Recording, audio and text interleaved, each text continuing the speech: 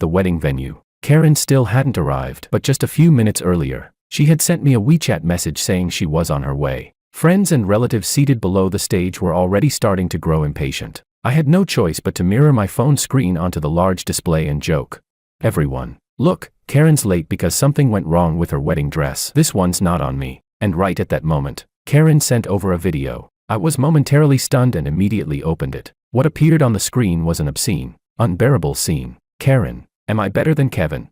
Martin, you're way better than him. Calmly, I turned on screen recording and gestured for the audience to stay quiet. Something this exciting, of course, had to be shared with everyone. Chapter 1. In the video, Karen was wearing a revealing nightgown, stockings clenched between her teeth, seductive and wild. The man going at it with her was Martin, her childhood sweetheart, the one she'd grown up with. A few seconds later, the crowd below erupted into chaos. Most people pulled out their phones and started filming the screen. I had anticipated this, so I had already stepped aside. But Karen Sue's family reacted immediately. Some rushed to find the projector switch, while Mr. and Mrs. Sue ran straight toward me. Kevin, shut off your phone right now. Mr. Sue shouted at me. I smiled and asked, Uncle, does turning it off even matter now? What should be seen and what shouldn't? Hasn't it all already been seen? You did this on purpose. Mr. Sue gritted his teeth. I shook my head. Uncle, I care about my reputation too. If this could have been covered up, I wouldn't be stupid enough to expose it publicly. But the problem is, your good daughter sent the video herself. I answered the call, and everyone saw it. Everyone now knows I was cheated on. Since my dignity is already gone, the only thing left is to make it clear that I'm the victim. Then, as the victim, I can step out and do crisis management to minimize the damage. Ah.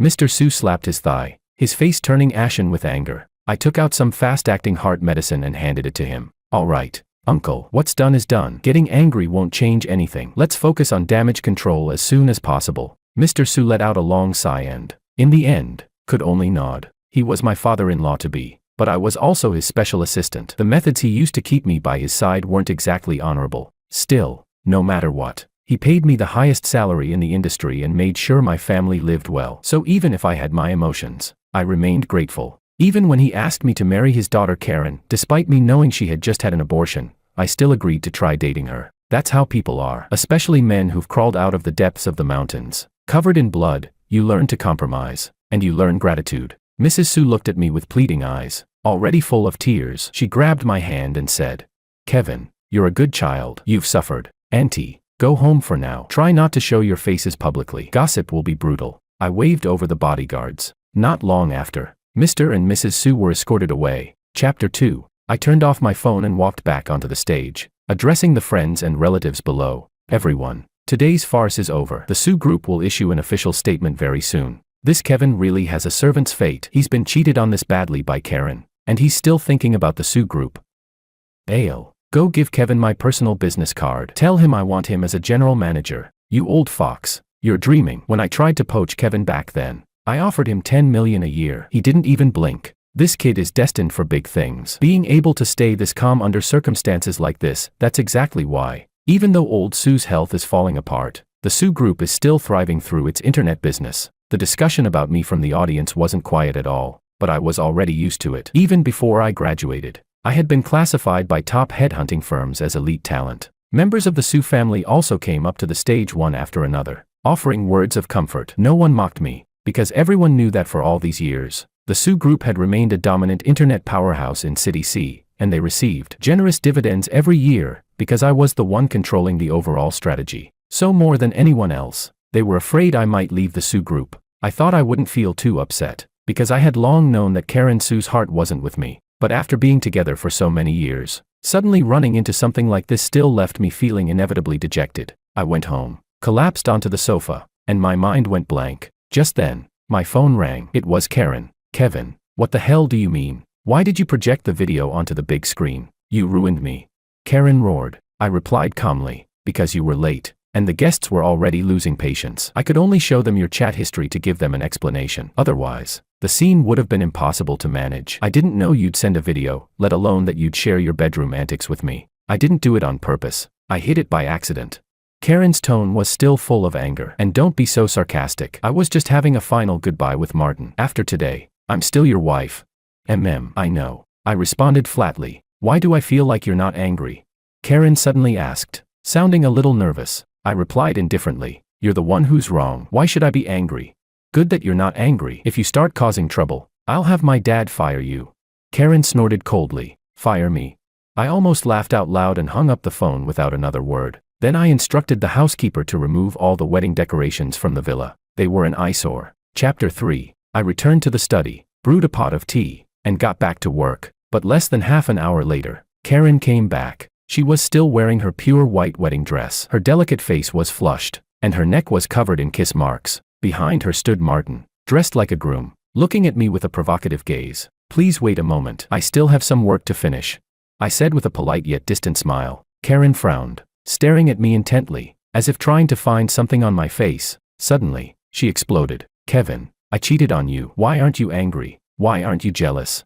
I looked up at her in surprise. Karen, I already said it on the phone. You're the one at fault, and the consequences will be yours to bear. So there's no need for me to be angry or jealous. Karen seemed to be completely confused by my logic. She tilted her head and froze for a moment before saying, Did you ever actually love me? If you loved me, how could you not be angry or jealous?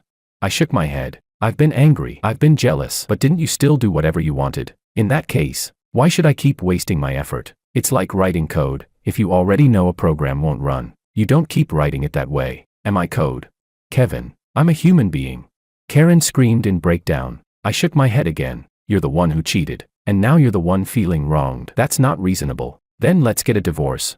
Karen suddenly said. Before the wedding, we had already registered our marriage. I nodded. We can divorce, but it has to be done according to the prenuptial agreement. Martin looked as if he had finally heard what he wanted to hear and said excitedly, Karen, don't hesitate. Divorce him. However, Karen shot Martin a vicious glare. Then she looked at me again, disbelief in her eyes. Kevin, did you ever truly love me? We were together for many years. Of course I loved you, I said calmly, but that doesn't matter anymore because I don't love you now. I shook my head. So you're certain the divorce must follow the prenuptial agreement? Karen asked again. I nodded. Yes, the party at fault in the marriage leaves with nothing, including all assets related to the Sue Group. Fine, then we divorce. Karen gritted her teeth and stared at me. Martin, however, turned pale. Karen, this won't work. Isn't he clearly setting you up?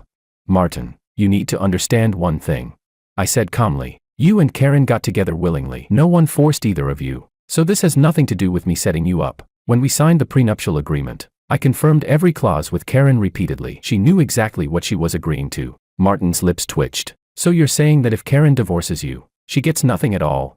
Yes, I nodded. Martin hurriedly asked, what about Uncle and Auntie's shares? Their shares became joint marital property between Karen and me. According to the prenuptial agreement, they now all belong to me. I stood up and looked at Karen. Karen, if we divorce, it will have some impact on the Sue Group, so I don't recommend divorce. I'm saying this for the sake of the Sue Group. I hope you can understand. Martin immediately tried to persuade her. Yeah, Karen, you really shouldn't get a divorce. Karen stared at Martin coldly. Didn't you keep saying you wanted to marry me? Why are you against the divorce now? Is it because once I divorce, I'll be broke?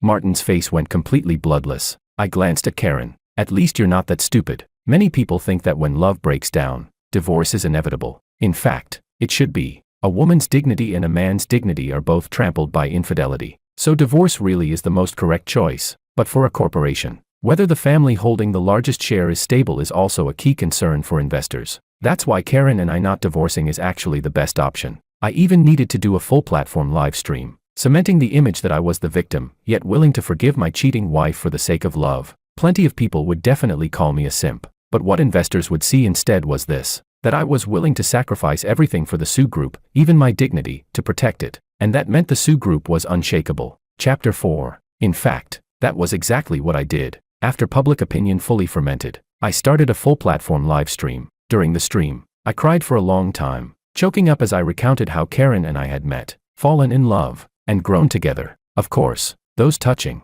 heart-wrenching little stories were written by someone else. I just memorized them. Then I stated that as long as Karen was willing to turn back, I would continue to fulfill my responsibilities as a husband. After that, Karen cried bitterly on camera, saying she deeply regretted everything. She insisted that nothing had happened between her and Martin, and that she had been drugged and wasn't in her right mind. Online comments naturally became one-sided. No one sympathizes with a simp victim. Some even feel that the two people who cheated aren't all that hateful. What followed was a wave of relentless abuse directed at me. I didn't care, because this was all part of my own plan. Only this way could the Sue Group's interests be fully protected. When I returned to the villa, Mr. and Mrs. Sue were there. Besides them, there was also a cold, aloof woman dressed in a black professional skirt suit. Her long hair was tied up meticulously. She wore silver-rimmed glasses, and the tailored suit made her look sharp, capable, and subtly seductive. Amelia.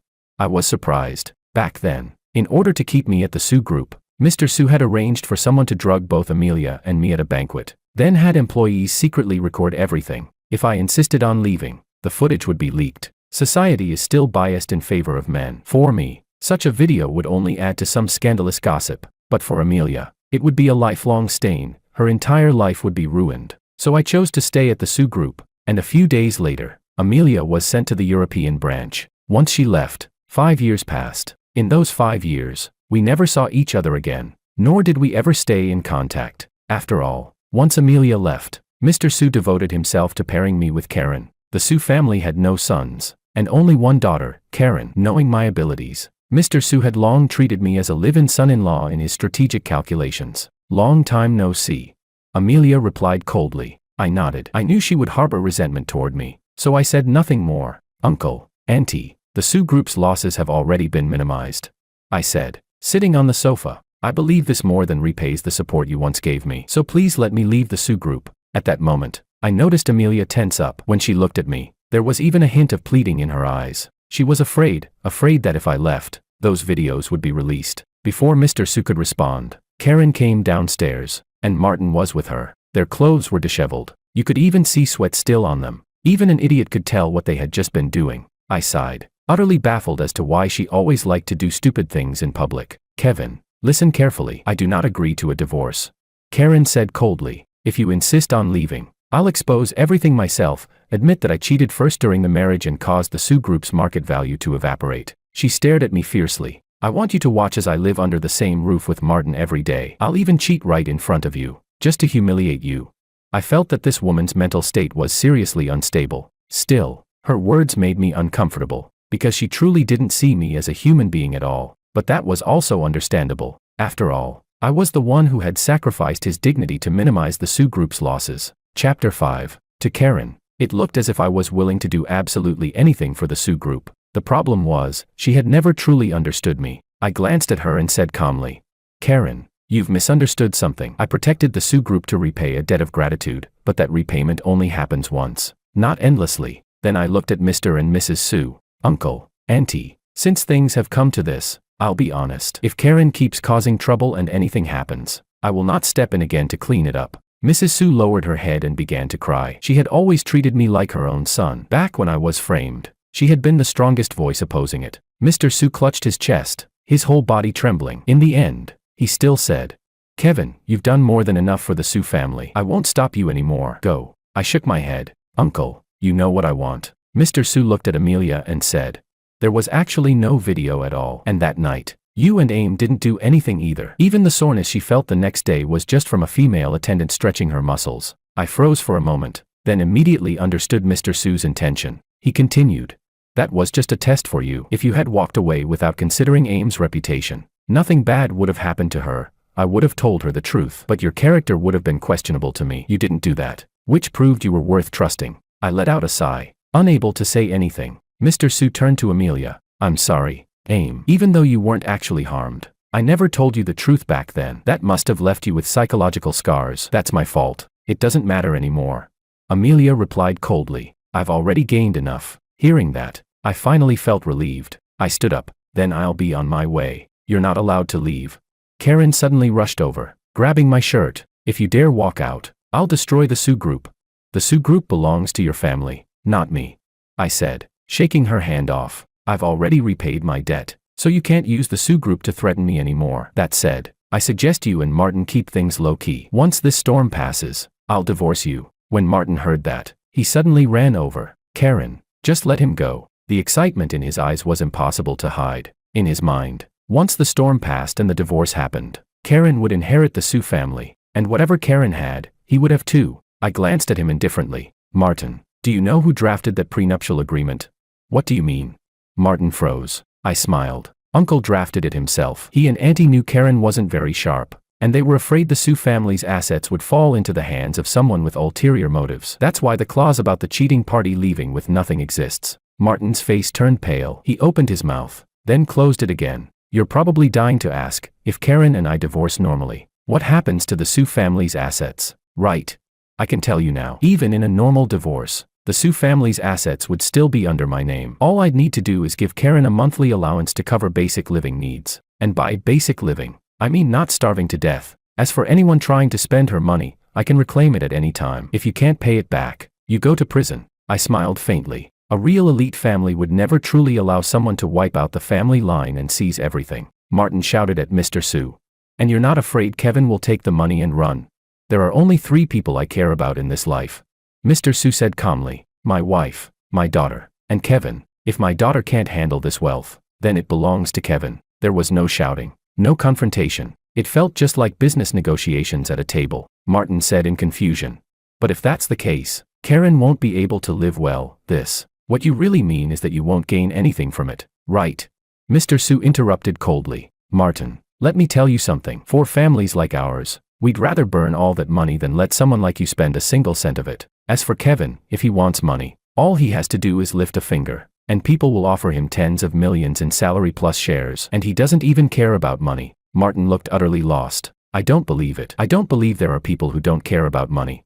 I shook my head. Martin, what's your goal? Enjoying wealth and luxury without putting in any effort. Right. I was the same when I was poor, but after gaining more knowledge, I realized money isn't that important. My goal is to do something meaningful for this country, like making breakthroughs in AI technology and leaving my name in history. Martin opened his mouth, but no words came out. We're on completely different levels, different heights, different perspectives. You wouldn't understand. I turned and walked away, but Karen rushed in front of me, blocking my path, refusing to let me leave. Suddenly, she reached up and rubbed the kiss marks on her neck. Kevin, they're fake. All of it is fake. I had the makeup artist paint them on just to provoke you. Even the video was pre-made AI footage. It wasn't me at all. Chapter 6. This time, I was the one left stunned. I took out my phone and imported the saved video into professional software. Then I confirmed, it was AI-generated footage. I even traced the original source video. It featured a blonde, blue-eyed woman. Mr. and Mrs. Sue rushed over as if they had seen hope. Mr. Sue even pulled me back to sit on the sofa. Kevin,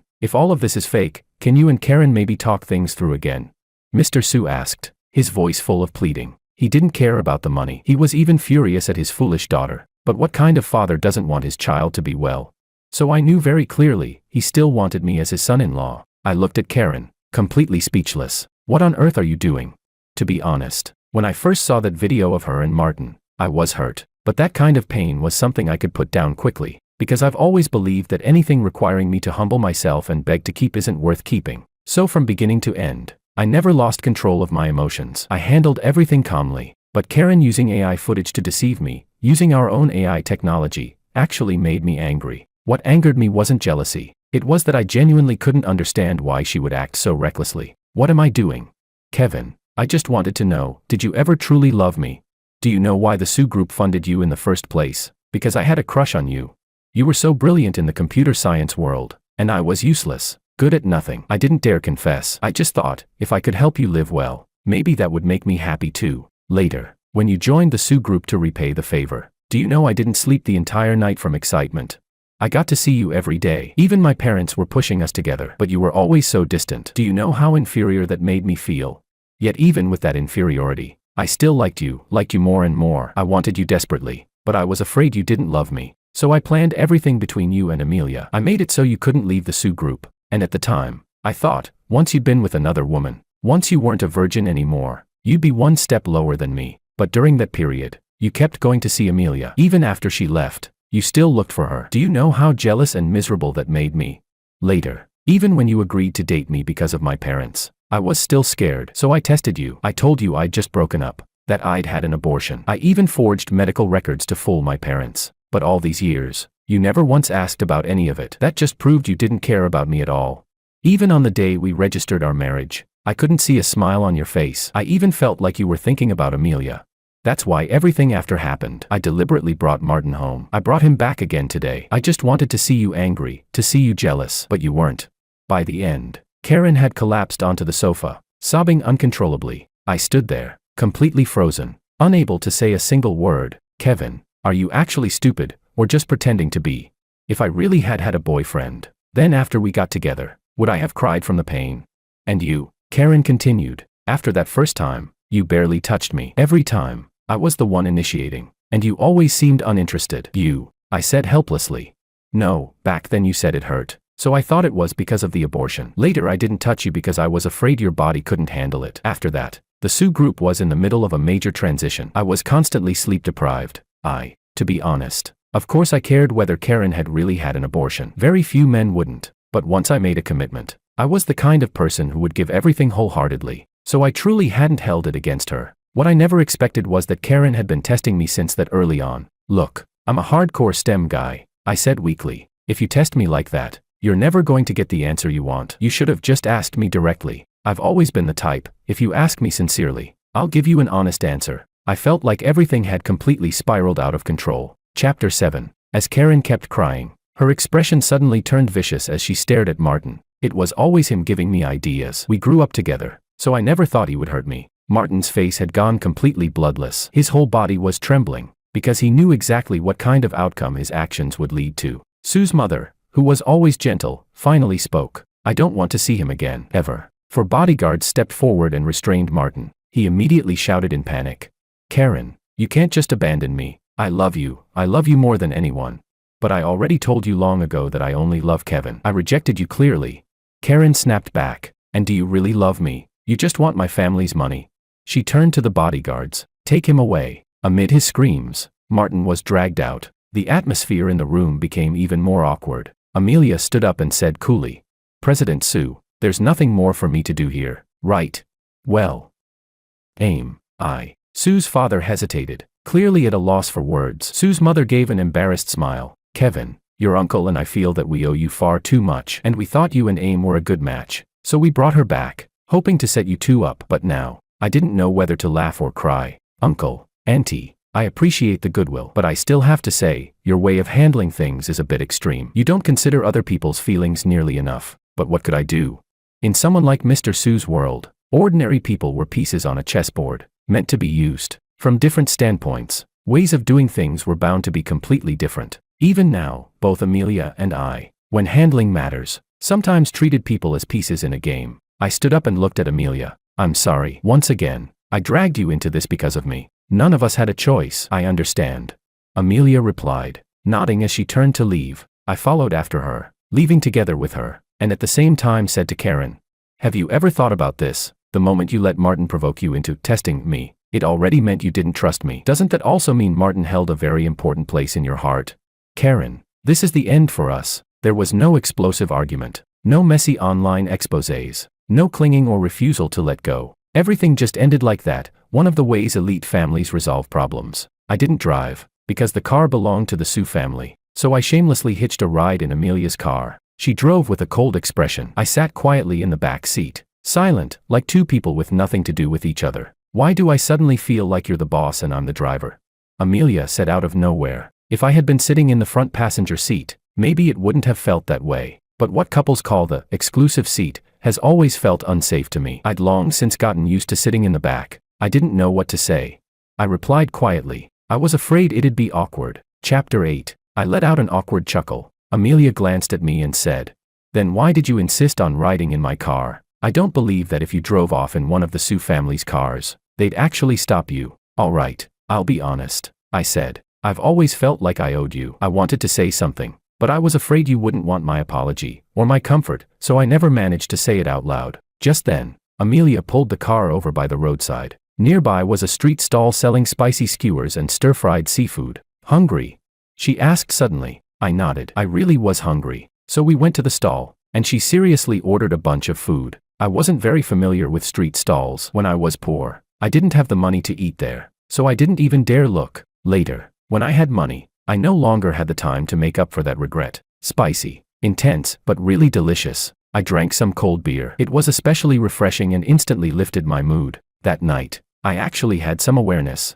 Amelia said casually, maybe we really didn't do anything, but I remember you kissing me, and your hands weren't very well behaved. You even hurt me a bit. She pointed at her chest. My face flushed. Sorry, I wasn't fully conscious back then. I really don't remember exactly what I did, but I do remember having a very vivid dream. No need to apologize.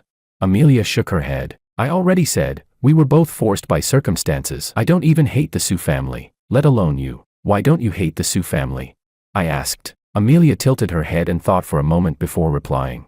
Other than scheming against me, the Sue family actually treated me very well. Like you, I was funded by them. They were benefactors to me too. After I went abroad, they treated my family extremely well. They were also afraid something might happen to me overseas. For 5 years, there were always 8 bodyguards with me. They gave me a lot of authority and space to really show what I could do. I honestly don't have a reason to hate them. I don't like how they treat people as chess pieces, I said with a bitter smile. But I can't bring myself to hate them either. And at least they don't play dirty in an ugly way. Amelia nodded in agreement, then asked, "You looked for me back then. Why?" "To apologize," I answered honestly. And I also thought, since it had already happened, maybe we could try dating. After all, back then, pretty much every single man in the Sue group saw you as a goddess. I was no exception. I've returned to the country now. Most likely, after you officially take over, I'll step away from the Sue group. What I mean is, we could give it a try. Amelia blinked at me, then lowered her voice and said, "I've been single since birth. I'm almost 30 now, and lately I keep breaking out. A traditional doctor said it's easy to cure, just need to find a boyfriend." I froze, completely at a loss. "Still thinking about Karen?" Amelia asked. Her tone was neutral, like a normal question. I shook my head. "Karen and I will probably maintain the marriage for a while, and I just ended a relationship. There's inevitably some lingering melancholy. That's about it. Then let's just start as friends," Amelia said, smiling as she picked up a napkin and leaned over to gently wipe the corner of my mouth. A few days later, I handed over my work to Amelia and officially left the Sue group. That very day, I joined an internet technology company. Just as Mr. Sue had said, I was offered a salary in the tens of millions per year. The company also transferred property and a car to my name, along with the highest shareholding below the chairman. In life, it's always good to have a skill to rely on. If it's cutting edge, you can live like I do. Even an ordinary skill can still put food on the table and clothes on your back. Karen, on the other hand, stopped causing trouble. At first, I thought it was just a minor illness, but half a month later, Mrs. Sue called me in tears. She said Karen had cancer and didn't have much time left, and Karen had refused chemotherapy. She loved beauty too much. Of course she wouldn't choose chemo. Chapter 9. I took leave from work and returned to the villa where Karen and I once lived. The garden in the front yard was full of her favorite flowers. She used to take care of them herself. Near the villa was a doghouse. The golden retriever, seeing me again, still stuck out its tongue and wagged its tail, trotting over to rub against me. Everything felt just as familiar, and yet just as foreign. I entered the villa and saw Karen sitting on the sofa watching TV, crying as she watched. It seemed to be an old Korean drama, the kind full of mindless, emotionally torturous plot lines. When she saw me, she was startled. She hurriedly wiped away her tears and fixed her hair. I turned off the TV and tidied up the messy coffee table in front of her. "Kevin, why are you here? Aren't you with Amelia?" Karen asked nervously. "I'm very busy, and Amelia is busy too," I said with a smile. "So even if we do have feelings for each other, we don't really have time to date. We barely even have time to message each other." After a pause, I added, "My mom told me about your condition, so I came to keep you company. I know you love beauty. You definitely wouldn't accept chemotherapy, so I came to walk this last stretch with you." The smile Karen had forced onto her face collapsed, and tears streamed down. "Don't cry. Everyone reaches this day eventually," I said as I sat beside her, just like before, pulling her into my arms. "You're just leaving earlier than I am. Go put on some makeup and change clothes. Let's go out." "Where are we going?" Karen asked, her face full of anticipation. "Anywhere you like. Wherever you want to go, we'll go." It suddenly occurred to me that Karen was actually very easy to comfort. Once, when I attended a banquet, a woman had clung to me. She stumbled into my arms and kissed my shirt, leaving a lipstick mark. Karen saw it when I got home and made a huge scene. But after I explained everything and coaxed her, she made only one request, that I spend a whole day with her at Disneyland. I agreed, but we only stayed for half a day before I was called back to the company. She was disappointed, yet she still came back with me. I worked while she scrolled on her phone, angrily flaming her teammates in a game. If I were a woman, already a bit insecure, and paired with an emotionally clueless STEM guy like me, I'd probably feel unsafe too. All of a sudden, I realized that even though Karen had believed Martin's words, caused countless misunderstandings, and even humiliated me in public, I no longer cared. After all, she hadn't betrayed me. Instead, I was the one who often thought of Amelia. Maybe the one truly at fault was me. Over the next half year, Karen and I traveled to many places. She often fell ill in the middle of a trip, but she insisted on not being hospitalized, relying instead on targeted drugs to hold on. Even when her body could barely take it anymore, she would still cling to me every night, again and again. Later, at the Mogeo Caves, she passed away. I searched for her for a long time but couldn't find her. In the end, I could only squat by the roadside and cry. She sent me a message. An old dog leaves its owner when it senses death approaching. I will leave the one I love when I am about to die. There was also a photo. It was her back, sitting beneath the sunset. Her arms were spread wide, as if she were about to fly. After returning to City C, I met with Mr. and Mrs. Sue and promised to take care of them for the rest of their lives. And Amelia and I did not continue our relationship. She said that when she first came back, Karen wasn't in my eyes at all, but now Karen filled both my eyes and my heart. She didn't need to say it. I already knew. And only then did I truly understand. Feelings require companionship.